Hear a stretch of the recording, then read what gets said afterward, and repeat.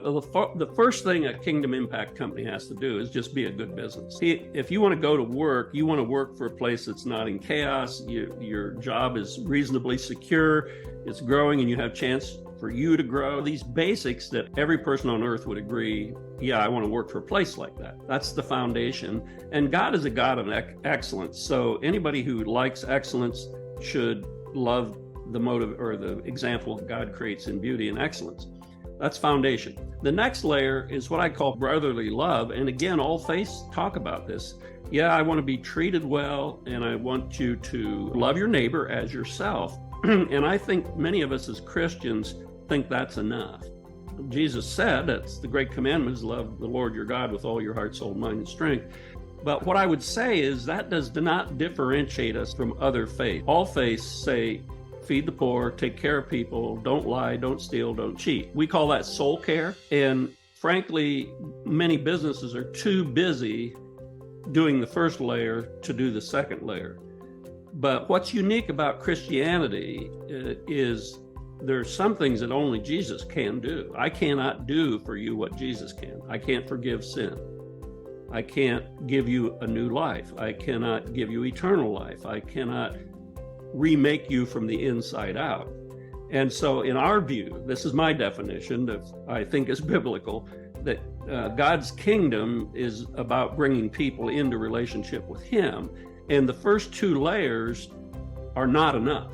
They are necessary, and they're often the path that allows you to speak truth into the spiritual dimension of who Jesus is. But I think I went through many years of business thinking that if I just told the truth and was honest and paid people well, that was enough as a Christian.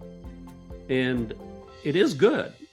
Don't get me wrong, God just calls us to do those things, but it's not complete.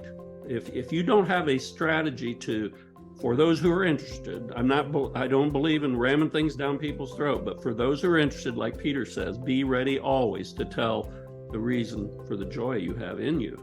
So those are the three levels. Kingdom impact, great business, good soul care, loving your neighbor as yourself, and then having a strategy for exposing people to the gospel of Jesus Christ. It took me many conversations with many other people who had done kingdom building to realize this structure. And I think the first problem is most leaders don't even know they can do it.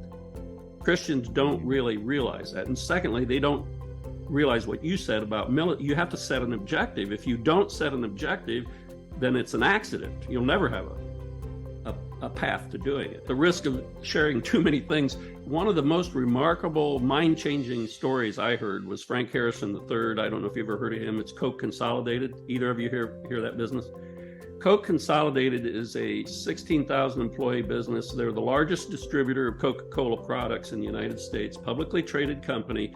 3% of their population is getting saved every year. So last year they had 600 salvations in their organization. And so you go back and say, how did this happen? It happened because 30 years ago, Frank Harrison III took over for his father, and he was a Christian in his middle 30s, and he said, I am not going to spend my life not integrating my faith in my stewardship as a CEO. For 3 years, his attorneys told him he couldn't do this, and then he talked to some other people who said, you can do it. And they've done it. And they've used multiple strategies. They've used chaplaincy. Those are trained people who know how to talk to somebody at this level and then go to the third level if they're interested. They've used discipling Bibleship studies. They have internal prayer groups. They've got over 150 internal prayer groups. Our business Lead First is about the idea you can do this. The question is whether you want to. I've interviewed chaplains and we're partnering with some of them. I'll just give you one example that leaders need to hear.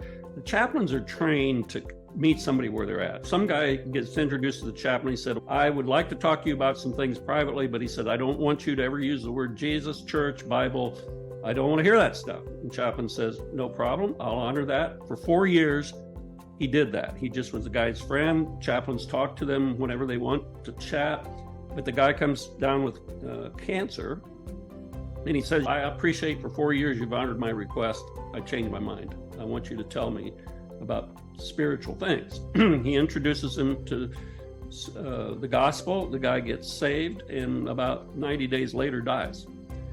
And his widow comes to the chaplain and says, we don't belong to a church. We don't know anything about it. Would you do his funeral? Then the chaplain says, yes. She said, but I've got a request. She said, something in my husband changed. I don't know what it was. He was a different person. I want you to share your relationship with him at the funeral and tell everybody what you told him. So he goes to the funeral, shares the gospel, 8 people get saved, including this guy's wife. So when did that all start? It started 25 years ago when the CEO said, I'm going to run the business, and he brings in chaplains. And then it starts the 4-year clock ticking until the guy was even ready to hear it. Yeah. Well, that's the way God works. We've got to get over this idea that we are in control and know what's happening. God knows what's happening. We just need to be obedient now. Let him take care of the rest. You take anything and you compound it for forever, it gets pretty big. That's really cool. Hang in there, guys. You're doing your kingdom building work. God never meant for it to be easy. He just wants it to be meaningful.